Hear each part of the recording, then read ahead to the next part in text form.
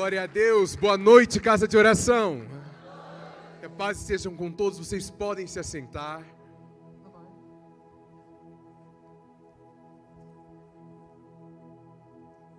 A pastora e o pastor nos convidaram para ministrar, e eu prometo que eu vou tentar, porque desde ontem a gente só chora aqui. Então vocês ficam aqui com a gente. Para nós é uma alegria não somente estarmos aqui, mas poder dizer que nós estamos na nossa igreja, na nossa casa. É um privilégio, como a Karine falou, nós passamos o ano inteiro ansiando por esse momento, onde nós vamos estar em comunhão com os irmãos e poder declarar juntos que o Senhor é o nosso único Senhor e adorá-lo em comunhão.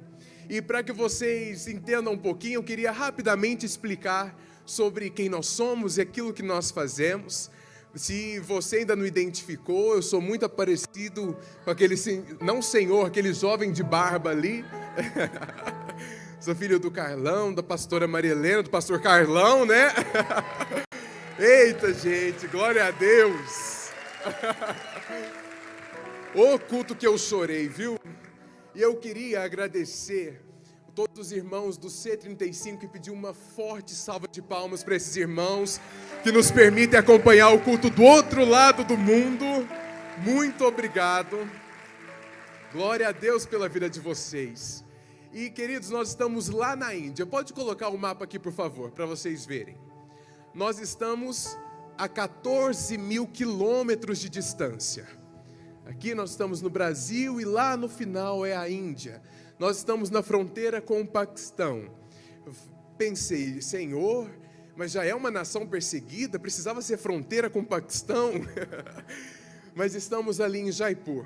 A Índia é uma nação com 1,3 bilhões de pessoas. Um lugar onde nós temos mais de 22 idiomas oficiais. São mais de 1.600 dialetos. Um lugar onde as pessoas adoram mais de 300 milhões de deuses. Esse é o lugar que o Senhor nos mandou. Essa é a nossa terra prometida.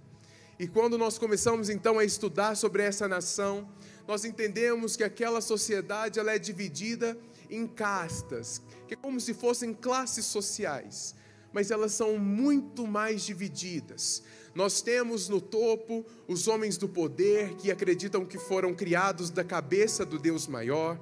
Nós temos depois criado dos braços os guerreiros. Nós temos criado das pernas os comerciantes, dos pés os trabalhadores. Assim eles creem. Mas também tem aqueles milhares de pessoas, 300 milhões de pessoas, que são considerados amaldiçoados pelo seu Deus. São considerados indignos, quebrados, malditos, foram rejeitados e precisam viver essa vida pagando pelos seus erros, para que quem sabe, numa próxima vida que eles acreditam, eles venham uma condição maior. Queridos, eu e você, nós também éramos quebrados, nós também éramos indignos, mas a cruz mudou a nossa história. A cruz mudou a nossa história. Muitos vivem o que aconteceu antes de Cristo, mas nós estamos indo para declarar e contar o que acontece depois de Cristo. E queridos, quando nós começamos a entender sobre esse povo, essas pessoas rejeitadas, isso tomou o nosso coração. Mas o Senhor foi além. Ele começou a trazer ao nosso conhecimento sobre um estado da Índia que se chama Rajastão. A sua capital chama Jaipur, é onde nós moramos. O Senhor nos despertou por aquele povo, pela tradição que acontece até os dias de hoje. Nós moramos numa região de deserto. E na Índia, não sei se você já ouviu alguma coisa, mas é o pior país do mundo para uma mulher viver. Ela não tem honra nenhuma. Por quê? Os pais acreditam que quando eles têm uma menina, são muitos gastos até que ela se case. E para ela se casar, eles têm que pagar um dote, um alto valor em dinheiro à família do esposo. Essa menina, se ela não se casa, para os pais e para a tradição, é uma vergonha. E caso ela consiga se casar, ela não vai levar o nome da família adiante. Então, nessa cultura, para eles não é algo bem-vindo você ter uma filha mulher. Então, nessa região do Rajastão, quando nascem meninas, eles levam para a região do deserto e enterram elas vivas, para que elas morram sufocadas lentamente. E eu passei para os meninos do C35 uma matéria que eu queria que eles colocassem aqui. Nós estávamos lá na Índia, foi em dezembro de 2019. Essa reportagem fala a fantástica recuperação da recém-nascida, enterrada viva em uma vala. Um pai perdeu a sua filha por um meio natural, infelizmente. E normalmente na Índia eles cremam os corpos, eles não enterram, mas bebês eles enterram. Quando ele foi para o quintal da sua casa para enterrar a sua filha, ele deu com a pá num pote de barro. E dentro desse pote de barro tinha aquela bebezinha viva ainda. Querido, os quintais lá são muito grandes, é muita terra. Como alguém acertaria exatamente o lugar onde tinha uma criança? Sabe o que eu creio? É o poder da sua oração. É o poder da sua oração. É o poder do seu clamor. E todos os dias nós oramos para que pais que estão indo para o deserto com suas filhas para enterrá-los, a presença de Deus os interrompam e mude a rota total para a volta para casa, para que a vida alcance essas famílias. É isso que nos moveu, querido. Foram essas vozes que nós ouvimos e por isso nós estamos lá na Índia. E nós vamos compartilhar um pouquinho mais com você. E por isso eu quero te convidar a abrir a sua Bíblia no livro de 1 Samuel, capítulo 17. Essa passagem é muito conhecida e é uma clássica batalha. A batalha de Davi com Golias. Mas hoje eu queria ter a sua atenção não sobre o gigante, não sobre aquelas 5 pedras, mas eu queria que juntos nós pensássemos um pouco sobre aquele rei, o rei Saul. E com muito temor no meu coração, a minha expectativa nessa noite é que o Espírito Santo nos alinhe totalmente com o nosso propósito. Que o Senhor alinhe a nossa mentalidade, que sejamos coerentes com aquilo que nós fomos chamados para fazer. Então nós vamos ler juntos do versículo 1 até o versículo 11. Os filisteus se reuniram para lutar em Socó, uma cidade de Judá. Acamparam no lugar chamado Fronteira Sangrenta, entre Socó e Azeca. Saul e os israelitas se juntaram, acamparam no Vale do Carvalho e se prepararam para lutar contra os filisteus. Os filisteus pararam no monte que ficava de um lado do vale e os israelitas ficaram no monte do outro lado. Um homem chamado Golias, na cidade de Gate, saiu do acampamento dos filisteus para desafiar os israelitas. Ele tinha quase 3 metros de altura.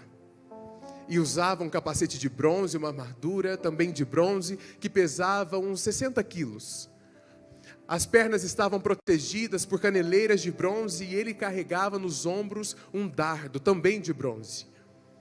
A lança dele era enorme, muito grossa e pesada. A ponta era de ferro e pesava mais ou menos 7 quilos. Na frente dele ia um soldado carregando o seu escudo. Golias veio, parou e gritou para os israelitas: por que é que vocês estão aí em posição de combate? Eu sou filisteu e vocês são escravos de Saul. Escolha um dos seus homens para lutar comigo. Se ele vencer e me matar, nós seremos escravos de vocês. Mas se eu vencer e matá-lo, vocês serão nossos escravos. Eu desafio agora o exército israelitas: mandem alguém para lutar comigo. Quando Saul e seus soldados ouviram isso, ficaram apavorados. Eu tenho certeza que você já ouviu essa passagem em algum momento, essa história. Nós somos ensinados desde criança. O povo de Deus, eles pediam por um rei, alguém que pudesse governá-los na batalha, alguém que pudesse defendê-los, alguém que pudesse orientá-los naquele tempo. E o Senhor levanta Saul, um homem que foi para a guerra e de todos os soldados ele era considerado o melhor para enfrentar aquele Golias. A sua estatura, a sua formosura, o seu escudo, as suas ferramentas. Ele não estava sozinho também. Ele tinha um exército com ele. Mas nós lemos aqui que quando ele ouviu esse desafio do outro lado da montanha, ele se estremeceu. Ele ficou apavorado porque era um desafio muito grande. A expectativa estava em Saul. E no que ele foi desafiado? Saul foi desafiado exatamente naquilo que Deus o levantou para fazer. E sabe uma coisa que eu quero que o Espírito Santo crave no seu coração nessa noite? Você vai ser desafiado naquilo que você foi chamado para ser resposta. Eu quero que você repita isso para o seu irmão. Você será desafiado naquilo que você foi chamado para ser resposta. Aleluia. Queridos, era uma batalha. Era um rei armado. Mas ele se atemorizou. E olhando para o nosso outro lado da montanha, olhando para a Índia, você pode perguntar, mas vocês nunca se atemorizaram? Porque vocês falam sobre a perseguição religiosa de uma forma tão tranquila. Nós vivemos, sim, dias muito difíceis. E eu não posso esquecer de quando chegamos pela primeira vez, eu e a Karine, nós ficamos lá por 3 meses, morando numa casinha, tentando entender o que Deus queria da gente, orando, falando, Senhor, nos direciona. E todos os dias, por volta de 11 horas da noite, parecia que o céu fechava só em cima da nossa casa. Nós começávamos a sentir uma angústia, nós começávamos a sentir uma tristeza. A Karine começava a chorar e eu também, nós não conseguíamos explicar a isso. Mas nesse mesmo momento, a Karine começava a cantar um louvor, que se você tem pelo menos 30 anos, você vai se lembrar. Meu amor, como que era esse louvor que nós cantávamos todos os dias? Libera o microfone, por favor.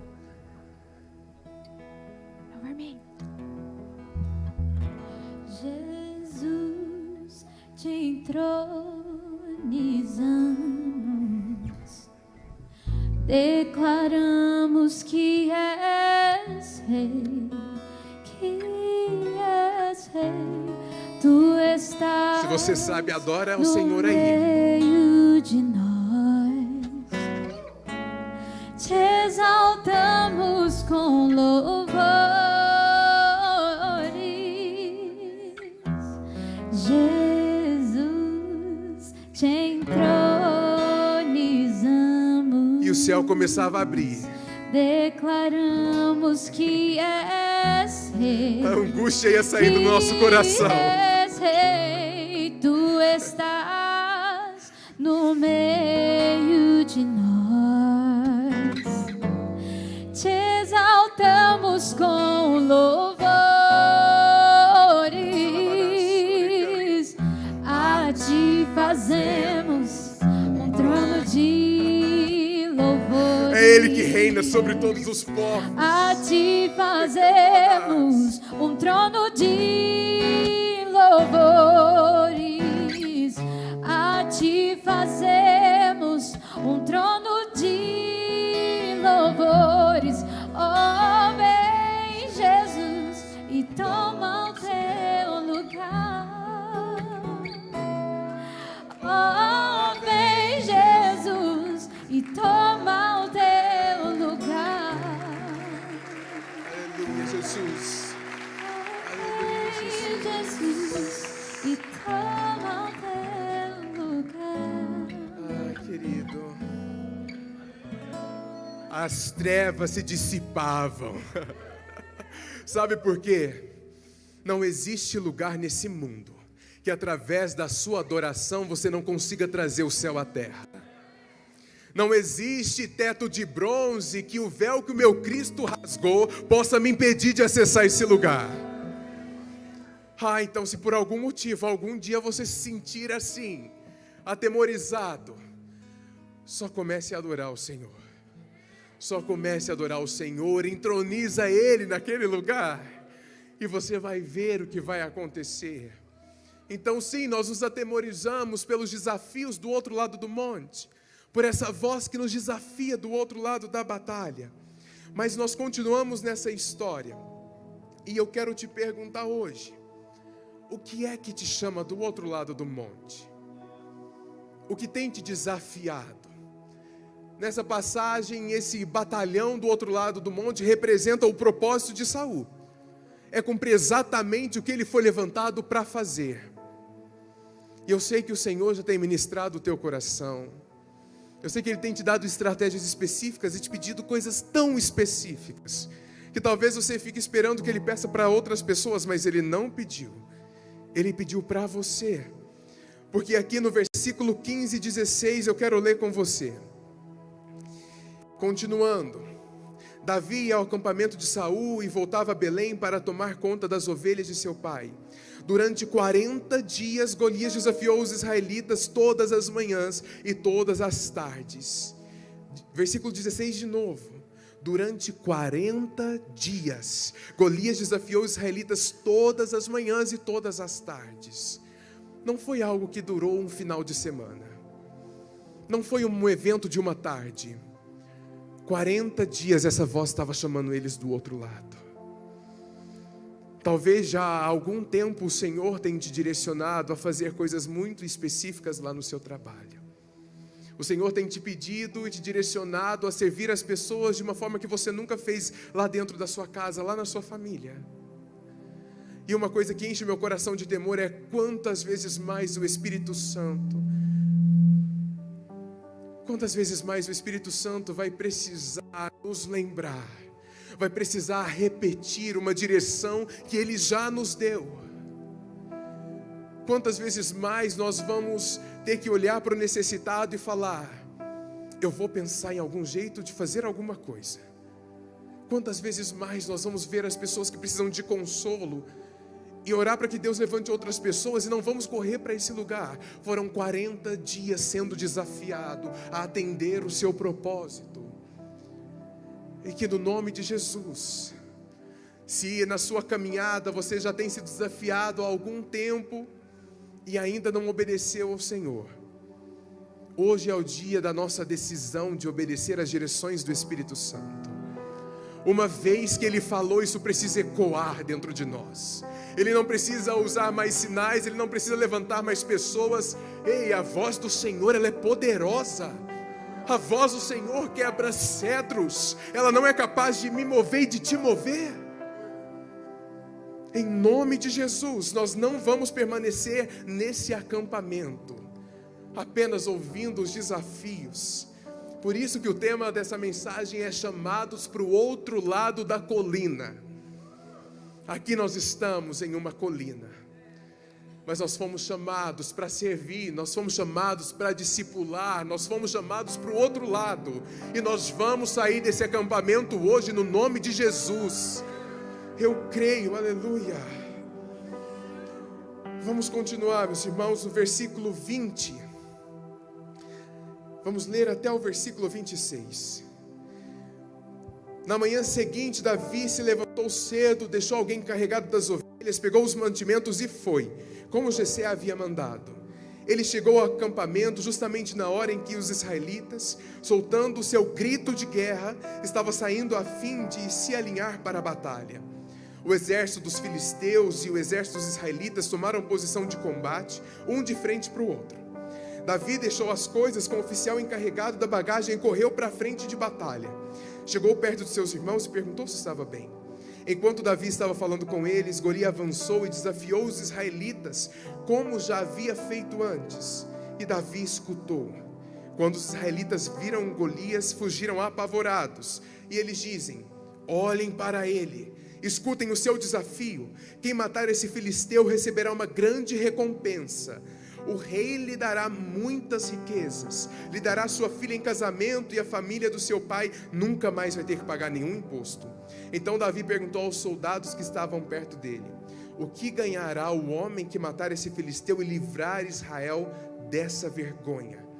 Afinal de contas, quem é esse filisteu pagão para desafiar o exército do Deus vivo?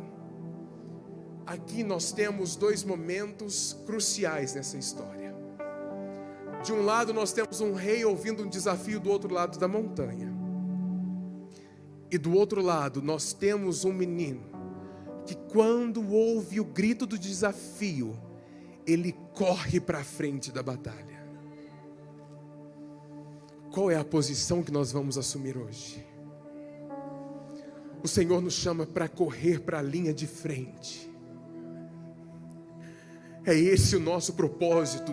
Em direção ao nosso propósito, nós vamos correr para a linha de frente. Nós não vamos ficar aqui esperando, querido, muitas vezes a nossa liderança nos direcionar para coisas que a palavra já nos orientou para fazer. Nós não vamos ficar no comodismo esperando chegar a nossa vez. Eu não sei o dia nem a hora, mas Jesus Cristo está voltando e isso está muito perto. Então, no nome de Jesus, que hoje nós corramos para a linha de frente, que hoje nós corramos para o lugar que nós vemos claramente a nossa batalha, nós vemos claramente os nossos desafios, mas depois de um desafio eu vejo um mestre que vem na minha direção, eu vejo um mestre que vem para me buscar, que vem para me levar como a sua noiva adornada. Queridos, não é sobre o gigante, não é sobre o gigante, mas Davi ele faz outra pergunta: quem é que vai ganhar? O que é que vai ganhar? Quem livrar Israel da vergonha? Nós fomos chamados para livrar o povo de Deus da vergonha. Nós fomos chamados para livrar a honra de milhares de mulheres na Índia. Queridos, todos os anos mais de 90 mil crianças desaparecem. Crianças de 5 a 12 anos que são entregues para o tráfico humano e para a prostituição. E uma criança dessa, na prostituição, ela pode atender por dia até 40 homens. Quem é que vai livrar a vergonha desse povo? Quem é que vai livrar a vergonha de viúvas que quando perdem o seu marido são colocados para fora porque seus maridos morreram por culpa delas?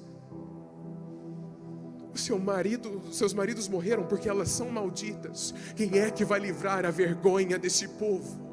Quem é que vai livrar a honra dessas pessoas consideradas escravas? Quem é que vai livrar a honra também dos homens poderosos no governo, mas que vivem uma vida tão vazia e angustiadora, perdidos em suas luxúrias, e não sabem onde encontrar e o que estão à procura? Quem é que vai livrar a honra da cidade de Franca? Quem é que vai livrar da vergonha o nosso governo? Quem é que vai livrar da vergonha a nossa educação? Quem é que vai livrar da vergonha a nossa economia? Será que essa tem sido a pergunta do nosso coração? Que hoje possamos fazer essa pergunta ao Senhor. Mas melhor do que isso, que hoje nós possamos ser a resposta dessa pergunta. Que nós possamos correr para a linha de frente e falar: através de mim, nós vamos livrar o povo de Deus da vergonha. Nós vamos livrar. Davi encontra uma oportunidade que é totalmente alinhada com o seu propósito. Nós estamos falando do rei. Nós estamos falando do rei Davi. Então, quando ele encontra isso, ele caminha. Davi, ele não venceu quando ele derrubou o gigante. Ele venceu quando ele entendeu o propósito e ele correu nessa direção. E muitas vezes nós ficamos procurando por gigantes, e esquecendo que a nossa luta não é contra a carne nem o sangue, mas contra principados e potestades. Nós começamos a derrubar quem deveria ser alcançado pelo nosso propósito. Nós começamos a ferir pessoas em nome de Deus. Eu te falo isso com tanto temor, sabe por quê? Durante esse ano lá da Índia nós assistimos tantas coisas. E nós moramos num lugar onde as pessoas que precisam ser alcançadas não professam a mesma crença que nós. Eles não vivem a mesma cultura, não têm o mesmo hábito, e eles quase que adoram o homem mais poderoso, o primeiro-ministro da nação, que também é líder do partido que persegue todos os cristãos e todas as minorias religiosas. Nós estamos cercados de pessoas que não professam Jesus, que não têm os mesmos princípios, os valores, as ideias. Mas o Senhor não nos mandou para atacá-los. O Senhor não nos mandou para ir lá e brigar com eles e defender o nosso Jesus. Ele nos mandou para viver o nosso propósito. Quando vivemos o nosso propósito, querido, você não precisa guerrear com seu irmão. Nós nos posicionamos sim, mas nós nos posicionamos para que outras pessoas sejam alcançadas com clareza e verdade nos seus entendimentos, e não para que possamos ferir as outras pessoas. Não é sobre derrubar pessoas, não é sobre derrubar gigantes, é sobre correr em direção ao seu propósito, é sobre se posicionar na linha de frente. E quando nós continuamos essa história, vamos ler o versículo 31. Estamos quase terminando.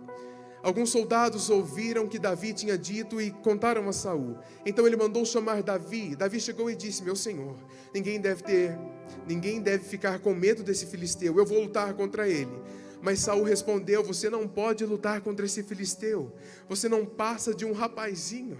Ele tem sido soldado a vida inteira. Eles estavam com seu coração temeroso e olhando para aquele outro lado da montanha, assim como os espiãos olharam do outro lado, a terra de Canaã. Eles não viram uma terra linda e perfeita, 10 deles viram gigantes, uma terra pecaminosa. Mas esse era o lugar que dava continuidade ao propósito e à história do Senhor. Quando nós olhamos para a história de Noé, nós vemos um dilúvio, e muitas vezes nós imaginamos que quando cessou a chuva, quando a terra já estava firme, Noé saiu da arca e tinha um jardim lindo, tinha pássaros cantando. A terra prometida de Noé era uma terra completamente devastada pela chuva. Canaã era uma terra pecaminosa, cheia de gigantes. A Índia é um país com milhares de deuses e com muitas diferenças na nossa cultura, mas essa é a nossa terra prometida. Talvez você está olhando para aquilo que o Senhor te direcionou e pensando: meu Deus, mas é tanta gente difícil. Meu Deus, eu já falei, mas eles não querem nada com Jesus. Nossa, ele já passou, já foi tão ferido pela religião, eu não posso fazer nada. Esse é o seu desafio, querido. E Davi venceu porque ele caminhou, porque a batalha, quem tinha vencido foi aquele que o chamou e aquele que estava com ele. Então olhe para a sua terra hoje, olhe para os seus desafios, mas não enxergue um gigante, não enxergue uma terra devastada, enxergue o cumprimento do seu propósito nessa terra. Foi para isso que o Senhor te chamou. No versículo de 37, o Senhor Deus, vamos continuar, olha a resposta: o Senhor Deus me salvou dos leões e dos ursos e me salvará também desse filisteu. Pois bem, respondeu Saul, vá e que o Senhor Deus esteja com você. Davi já tinha experimentado o suficiente em Deus para saber que ele poderia avançar para a linha de frente. E nós pensamos, que incrível, e se você conhece o final dessa história, você fala: uau, aquele menino ganhou, sabe por quê? Ele tinha a estratégia certa. Ele era a pessoa que foi levantada por Deus. E quando olhamos para aqueles 3 personagens, nós vemos um Golias, um gigante, um Davi, um menino e um Saul. E você pensa, tinha que ser Davi. Mas o meu coração, ele se encheu muito de temor. Porque na Bíblia também nós falamos sobre uma tribo. No livro de Juízes, capítulo 20, 16, depois você pode ler em casa. Você vai ver sobre uma tribo que dominava a técnica de lançar as pedras com essa ferramenta. A tribo de Benjamim. Existia um povo que era capaz de mandar uma pedra e tirar um fio de cabelo de uma pessoa sem acertá-la. Eles eram especialistas nisso. E sabe quem era dessa tribo? Saul. Saul era da tribo de Benjamim. Saul tinha a estratégia e a habilidade para vencer o gigante. Mas o seu coração estava longe do Senhor. O seu coração estava distante do Senhor. Ele tinha recurso, ele tinha uma direção, mas lhe faltou temor ao Senhor. E por tantas vezes, queridos, nós temos direção, nós temos a estratégia certa, nós temos o recurso, mas o nosso coração está longe, e nós permanecemos dentro do nosso acampamento. Talvez hoje nós, olhando para dentro de nós, a pergunta não deveria ser: Senhor, para onde eu devo ir? Mas uma resposta dizendo: Senhor, aqui está o meu coração. Antes de uma direção, eu preciso da sua presença. Se a tua presença não me acompanhar, eu não tiro o pé de onde eu estou. Essa precisa ser a nossa resposta, querido.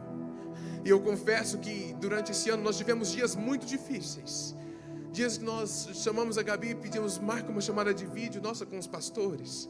Nós precisamos ser aconselhados. Dias que eu ligava para casa e eu não conseguia falar, porque eu só chorava. Meu pai e a mãe falavam, oravam por nós, mas eu só chorava. Mas num desses dias, depois de uma ligação dessa, eu desci para a cozinha para fazer uma coisa trivial, para pegar água, se não me engano.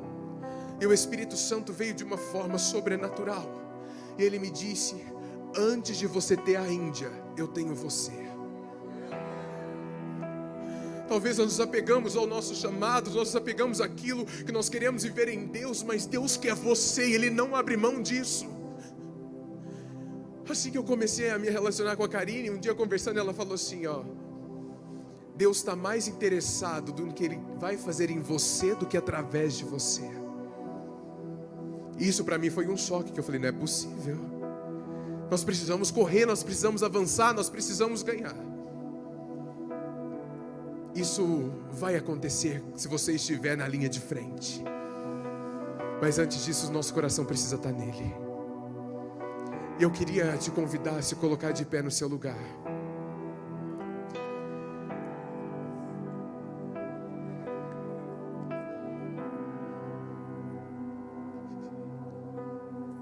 Querido, eu não sei como Deus vai te usar.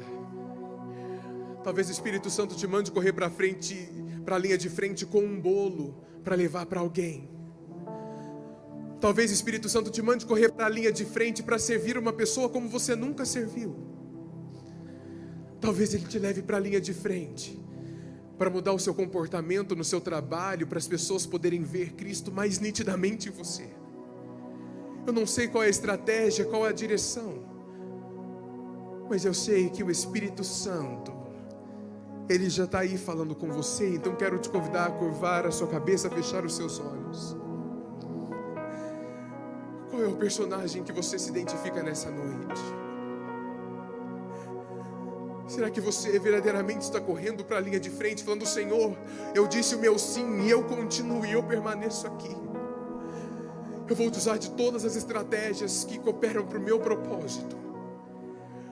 Ou você está dentro de uma tenda falando: Senhor, eu estou até ouvindo do outro lado da montanha, mas eu não consigo sair daqui. Eu não consigo porque o Senhor não me tem totalmente. O meu coração não está totalmente em suas mãos. Eu disse sim, o Senhor me levantou, o Senhor me deu direção, o Senhor me deu estratégia, mas eu estou longe, eu não consigo dar um passo à frente. Peça ao Espírito Santo agora que te tome pelas mãos e te tire para fora dessa tenda nessa hora. Fala para o Espírito Santo que você entrega tudo que você é e tudo que você fez. Não é sobre quantas batalhas foram vencidas, não é sobre uma carreira de um rei ou uma carreira de um guerreiro, é sobre uma postura diante do seu propósito. Espírito Santo, nos tome pela mão agora. Nós nos arrependemos, Senhor. O nosso coração é teu, tenha-nos por completo, tenha-nos por inteiro. O Senhor nos forjou até aqui para que cumpramos o nosso propósito. Nós sabemos que nada na nossa história é em vão. Nós sabemos que ainda que olhemos para nós e vejamos feridas, o Senhor vê uma multidão curada. Ainda que olhemos para nós e vemos necessidades, o Senhor vê um povo sendo alcançado por provisão.